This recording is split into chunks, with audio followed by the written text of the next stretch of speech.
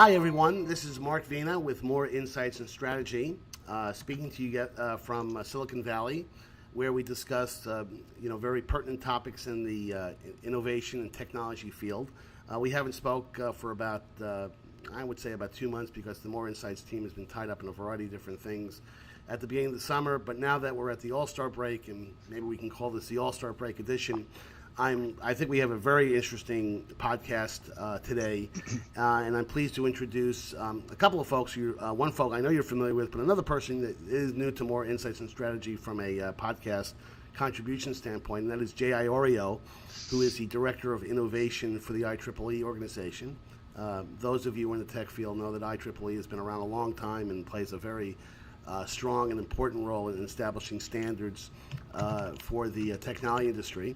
And I'm also joined by Anshel, who is a longtime contributor at Moor Insights and Strategy, actually focuses on the AR and VR field specifically, and I'd like to give them each an opportunity to introduce themselves. So, Jay? Hello, I'm Jay Iorio from the IEEE Standards Association. I'm the Director of Innovation, and thanks a lot, Mark, for inviting me to this. Looking forward to the conversation. Great. Anshel? Hi, Mark. Thanks for having me again. You've given me a good intro, and I'm just hoping to have a good conversation about AR and VR. You'll note that Anshel doesn't want to talk about the San Diego Padres because they're 14.5 back, but we'll save that for another podcast call. So in any event, one thing I would like to kind of tee up with the call, because I think AR and VR is often confused with each other, and I think it's important that we get our terminology structured and made very, very clear, because it's hard to have a productive call if people, because I do think people, run into the situation where AR and VR is often confused with each other. So I'm going to give Jay an opportunity to, from his perspective, help define those terms. What does AR and VR mean precisely? Sure. I would say that VR is really a completely computer-created illusion for the user. It does not allow the outside world to penetrate the illusion, and it's not only visual, it's also auditory, and the other senses ultimately will be involved, I think.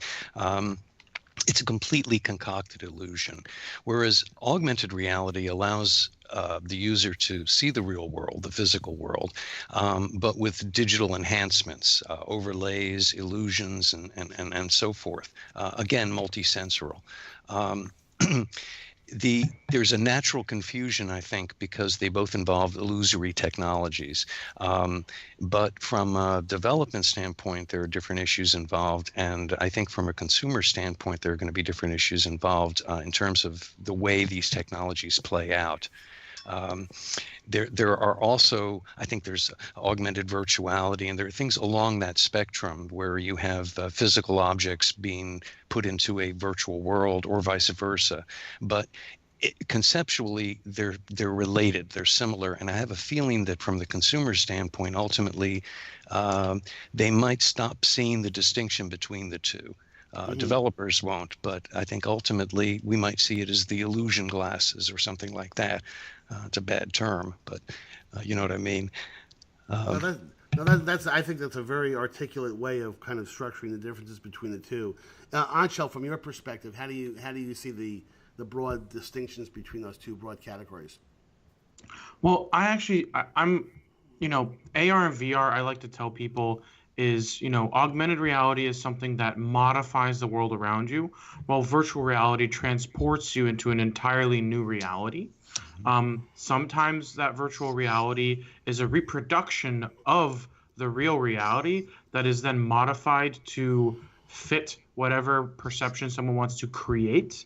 But the reality is, both exist on the same spectrum of complete and whole reality, which is the world we live in today, and virtual reality, which is a completely and wholly made up world created out of somebody's mind. And as we start to have this industry grow, I actually think the lines will blur more and more rather than less and less, especially when you start seeing devices being created that allow you to do both augmented reality and virtual reality. And that might even create some problems for marketing and even for some people who struggle with understanding the differences as we move forward. No, I think that those are great points, and I think each of the technology. I mean, Jay, you and I spoke about this when we were at the AWE conference. Yes. Is that each of these technology categories, carry with it a number of implications from a privacy standpoint. We're going to get to that in security, and both, and as well as the implications of the usage models themselves in terms of what each one are going to be kind of focused on. But I agree with Anshel that ultimately there will be a merging of the two, and it will be probably very hard for the consumers and create a marketing challenge, like Anshel suggested, in terms of where is the differentiation between the two as they come closer and closer together. But on that topic, in terms of what are the usage models, what are the applications? Usage models are a fancy marketing phrase for how is a device or a service used. Jay, I'd like to get your opinion both for AR and VR. Let's, for the sake of argument, let's keep them as separate as possible. But from an AR standpoint, where do you see the key application models, and what type of customers are using those products and solutions right now? Let me give you a slightly roundabout answer. The aspect of all this that I tend to focus on more and more is not simply AR and VR, but also over the next generation, how those technologies will converge with artificial intelligence, machine learning, and the Internet of Things. And the model that I'm sort of working with is a sentient environment and a physical environment that is monitoring us and so forth, including our clothing, including things we haven't thought of yet, where there's continuous collection of data, analysis of data, and so forth. Now, how does the user make use of those insights?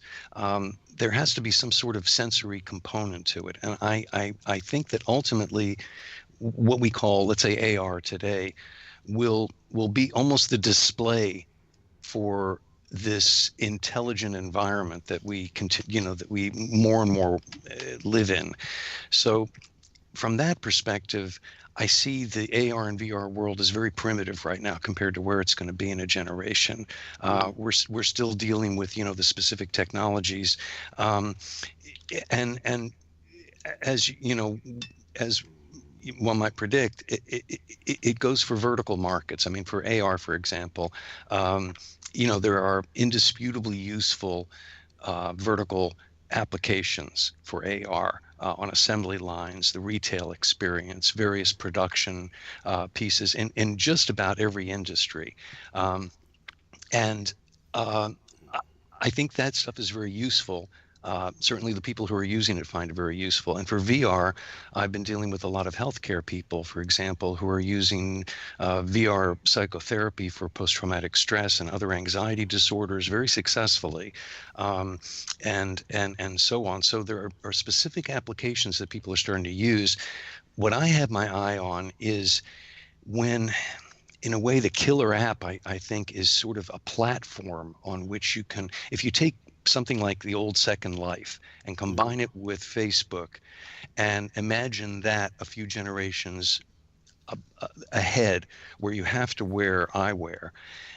I'm thinking along those lines that in a way the killer app for AR, VR might be a platform.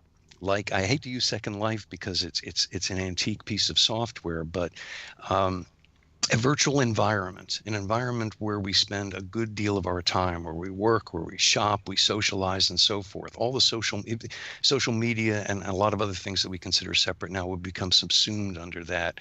And this would become a place where people spend a good deal of their lives. So I see that as the ultimate application, but that's a ways in the future. For right now, there are lots of verticals that are really going to be revolutionized, I think, by the kinds of apps that are possible. They're just becoming possible right now with the technology. Yeah, and what struck me, Jay, and I want to give Anshel a chance to answer this question as well, and address what you've talked about. But what struck me at AWE was that of the couple of hundred vendors there, and that particular event is a good barometer for how the category is expanding. I mean, the head of the show talked about how it was just a handful of suppliers a few years ago, and they've had tremendous growth in the number of vendors who are participating in this space. and I forget what the exact number was at the convention, but let's say there was 200 or 300 different vendors there, and then that number I think is a fairly reasonable one.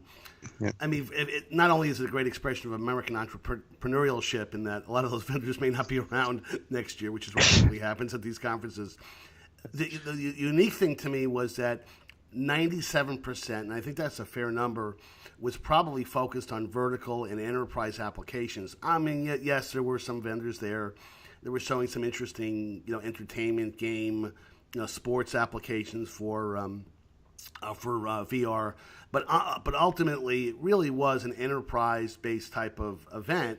Now, that's not to say, and I think Anshel will have some opinions on this. That's not to say that AR and VR at different levels will start to vector into the consumer space, and there's already been many, many attempts at products that have trying to sneak into that area. But I do think in the short term, the enterprise is really kind of where the action is from an application suitability standpoint. But I would like to talk a little bit about the consumer component because Anshel, I know you have some very strong opinions about it. Yeah, I actually have strong opinions on everything, as you well know. But the way I see it, and this might help frame the evolution of the industry as a whole. A lot of technology industries evolved and were created before I was born, but I'm a good student of history. And what we're seeing today in the VR industry is very similar to what you saw in the PC industry. Whenever you're looking at a new platform or a new way for people to interact with technology, there's kind of like an evolution of the market. And right now we're kind of in the step where VR and AR have already, they've already attempted their first stab at consumer, and I would say with moderate success. But the reality is the next phase is going to be the enterprise phase, which is what we're seeing now. And that is focused on business enablement and accelerating both cost reductions as well as accelerating the pace of business. Mm-hmm. So you're seeing a lot of VR utilized already in almost every single automotive manufacturer in their prototyping phases. Some automotive manufacturers are using it for marketing and sales. And then you have the entire architecture and engineering industry, which I think 73% of the entire industry has used VR at least once in a project. And they only expect to be doubling their efforts in the amount of projects they do this year. So the pace of growth in VR and AR in enterprise is massive. And it's because, it's starting from a very small place. And now the technology and the platforms and the headsets exist, as well as the tools, which are very important, to allow the industry to grow to a place where it becomes a regular tool in people's trove of tools that they use on a daily basis. Right. And I think that as people start to see it used more, it becomes more of a opportunity for people to explore with, and it's no longer something where they feel like it's niche, but it's just another thing they can use to make themselves better at their job. And the one thing you said about consumer, I think devices like the Oculus Go are going to bring the next phase of consumer VR because it's the right price and it's the right experience for what consumers need today. But people won't go out and buy those until they've actually tried VR. And I think one of the big trends of this year is that we have location-based VR in places like Dave & Buster's, at movie theaters, and those kinds of experiences will give people a really high quality taste of virtual or augmented reality to the point where they want to actually have it for themselves. And I think that's the next phase of consumer. Mm-hmm. No, I agree with that. And, the one thing you didn't mention, Anshel, but I know that you're, you obviously would support what I'm about to say, is that you now have the technology ingredient companies, and there's several of them that are coming into this space to help enable smaller, less intrusive type of devices, meaning like Qualcomm, for example, announced a new chipset, a new Snapdragon chipset that was really focused purely on the AR and VR experience. And you're going to see, products over time, because I do think one of the holdups with some of these products that are out there right now is when you put on these very heavy goggles, that you can use them for short periods of time, but over time, you're going to see glasses become almost, I don't know whether they'll get exactly dissimilar, similar to, conventional glasses, but I see a day that, you'll see, headgear that will become much lighter to use, so you can use them for long periods of time. But Qualcomm just being one of the players that have made a huge commitment to the category, among others. But let's talk a little bit about, though, the consumer piece. And, Jay, you kind of referenced this a few minutes ago in terms of my favorite phrase is, what will be the killer app in the consumer mainstream space? I mean, there are some very highly specific vertical enterprise applications that today make a lot of sense. And, to your point, Jay, a lot of companies are already doing them, whether it's for inventory management, and there's all kinds of applications that, that you can articulate. But let's talk a little bit about that, what that killer app might be. Let's speculate a little bit about that, Jay. If I had to guess, I would say it's a platform for development. It's not. It wouldn't be strictly an app, and I'm sure, a lot of people would disagree with me on this, but I think it would be an environment where users can create things. And integrate the various activities of their lives into the virtual world. Mm-hmm. So I'm particularly interested in video conferencing, VR conferencing. I think that there are all kinds of possibilities for holding conferences, for having ad hoc, elaborate meetings and so forth. But I'm not sure that's sort of a vertical application too. That's sort of addressing a very business problem. I think for the consumer, it's it would be sort of equivalent to the way you check into Facebook or the way you check into social media. It becomes an all-day kind of thing for a lot of people. They're constantly doing it. That becomes like it's an app technically, but it's really more of a platform. And I'm thinking of the killer app as being more of a platform. And that's why I bring up Second Life, because even though it's very primitive, it's really the first piece of software that allowed for that. And if you include total immersion in that, I think it would be very compelling. That's where you would work. That's where you would basically do everything, and you could create your own environment and so forth. So right.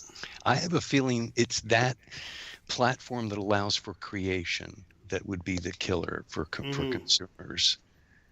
So, Anshel, what are your thoughts on the killer consumer app? I'm actually very similarly on that kind of thought of a platform. I would be more inclined to say that it will be a very, actually, still along what Jay is saying, is that it'll be a social platform. I think it'll take the form of a social interaction platform that will be based on a series of applications that might be like games or some kind of peer-to-peer user interaction that people would originally use as a game, but eventually becomes a way for people to interact with each other, where, people are able to escape from the real world, but still maintain a strong interaction with another human being. Because the reality is, AR and VR experiences, when you do them in isolation, they have limited replayability and limited time that you're willing to spend in them, because they remove you so much from the other people in your world. And by bringing those people into the same environment that you're in, you're able to prolong the time you spend in virtual spaces and increase the emotional reactions that you get out of it. Mm-hmm.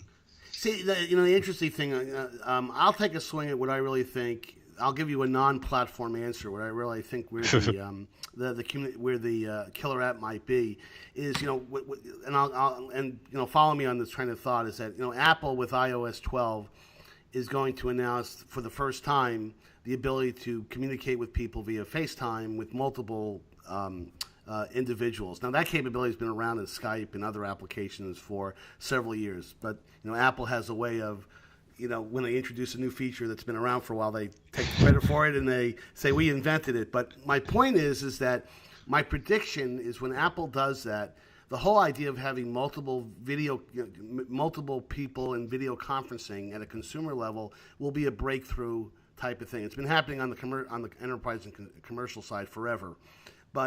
And Jay, you and I talked about this, but I really do believe that when you get to some type of communications app, or whether it's a platform, who knows how it may manifest itself.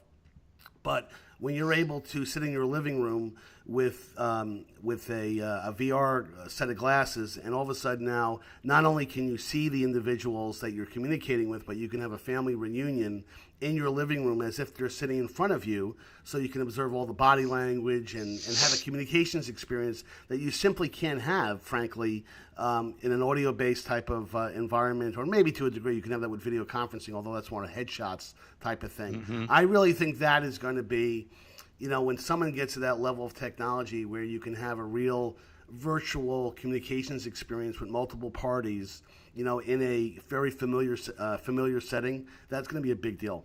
That's my, not to say there's not other applications that might be killer, but I think that's something that people can kind of relate to.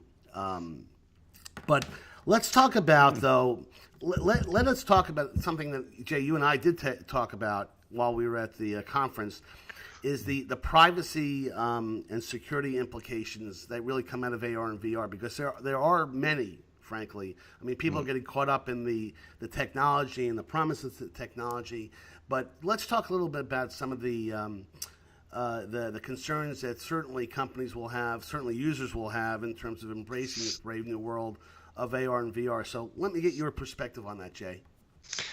I think that all the problems we see today, and they're substantial, are going to become amplified by this, especially if we have an increasingly sensor-laden environment, if we have a lot of machine intelligence constantly monitoring our actions, our behavior, and making inferences from that, and providing us with content that's harmonious with that, constantly learning. You look at the effect that Facebook has had, and Facebook is very primitive technology. It's a website.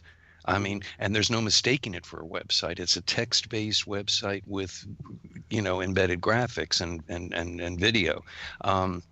There's no mistaking that for an alternate reality, or for a sly alteration of what you're actually seeing. It's just text on a screen, and it's framed, and that frame is framed, and then it's framed by your monitor. So it tells you many times, in a sense, psychologically, that this is not real, this is just text.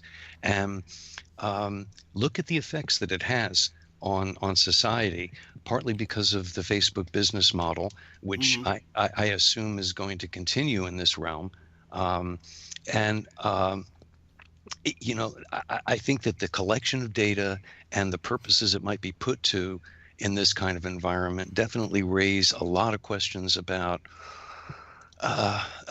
privacy and about who owns this kind of personal data. And I think that, in a way, Facebook, all of the stuff from Facebook last year and this year has sort of been a blessing for the VR and AR world. In a sense, it gives us a simpler version of the problem to solve, because if we ignore that and end up in the kind of environment we're talking about, we might have unsolvable problems, especially when what is real becomes a real issue. I mean, it's not today, but as these technologies become more photorealistic and the nuances become more and more subtle, you pass through the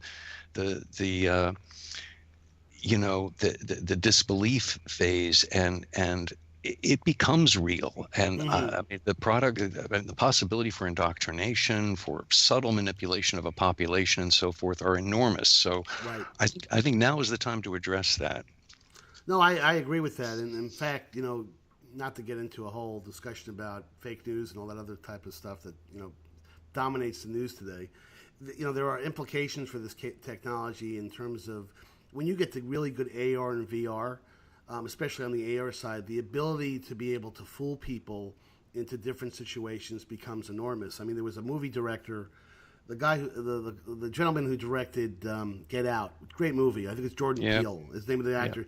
He did a just as a stunt, just to kind of articulate. Now that was more of a video type of thing where he was able to take a existing video of President Obama and do some interesting manipulation of it. And frankly, he had him saying some non-presidential things. So you expand that to AR and VR, especially VR. The opportunity for bad things to happen grows exponentially. Anshel, what are your thoughts on the topic? Anshel? Sorry, I have my mic on mute just so you don't have to hear me. No problem. Yeah, the thing is, I'm extremely concerned about the social implications of AR and VR. Just because we've talked about, how easily manipulated people are by just a simple website like Facebook. And I think that when it comes to the emotional interactions that people are getting through Facebook alone, when you combine that with the alteration of reality with augmented and virtual reality, I think it's extremely important that we have very strong ground rules established now before people start diving into AR and VR and start getting even more messed with. And I think there will be people who will have issues with addiction when it comes to augmented reality and virtual reality. And some people will also probably have issues with being able to tell the difference between reality and virtual reality.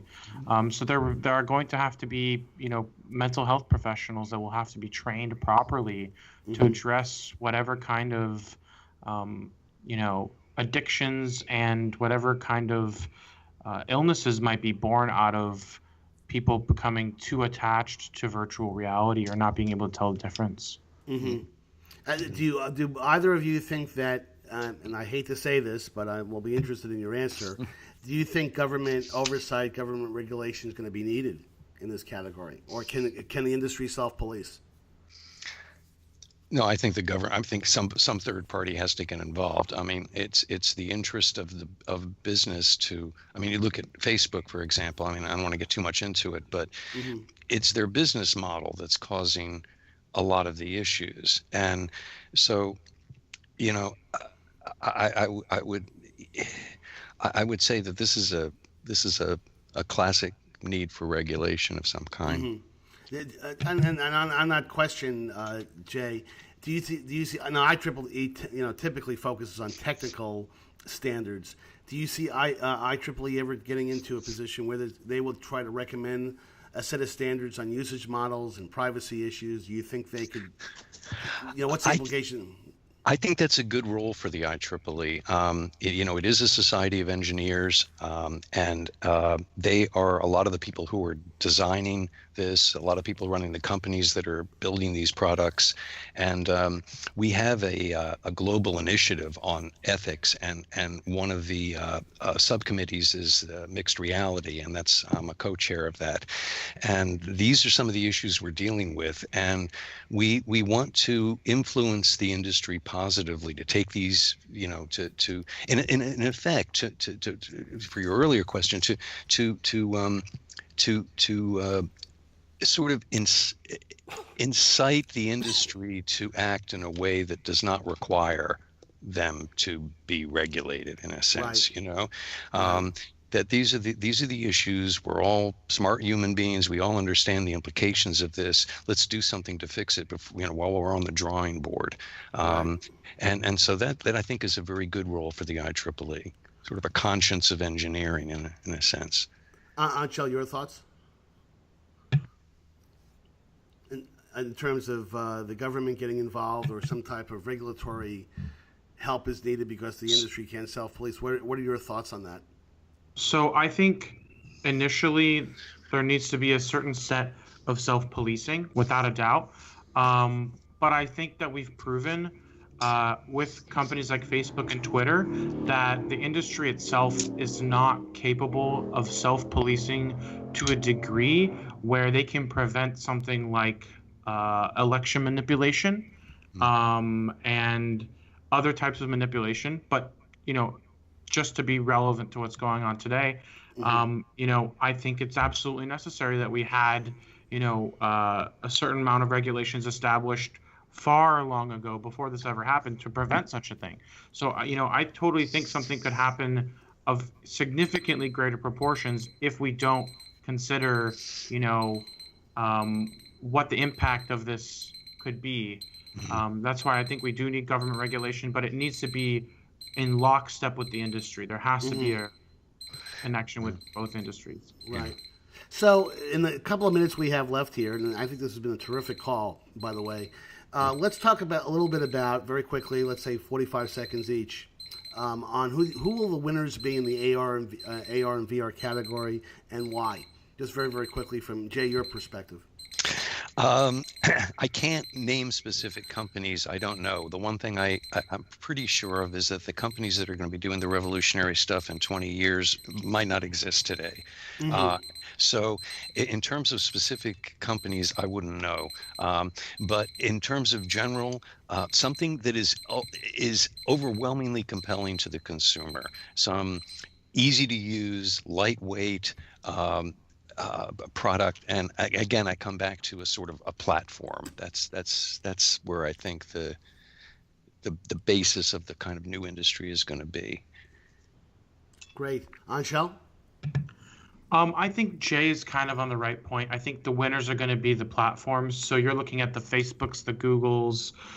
You're looking at the companies who are trying to enable augmented reality and virtual reality. Companies like Microsoft, the ones who, they don't really care about what kind of headset you use. They want to be able to bring, user engagement and content that engages emotions and elicits, a real experience out of people. And I think that's really what you're looking at when it comes to who's going to be the winners in the market. Right.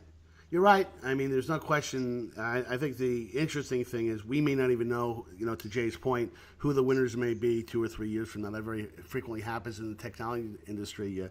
You handicap somebody because they have a particular position in the industry, but for whatever reason, another dark horse emerges because they capitalize on a particular capability or a particular usage model. So I agree with all of that.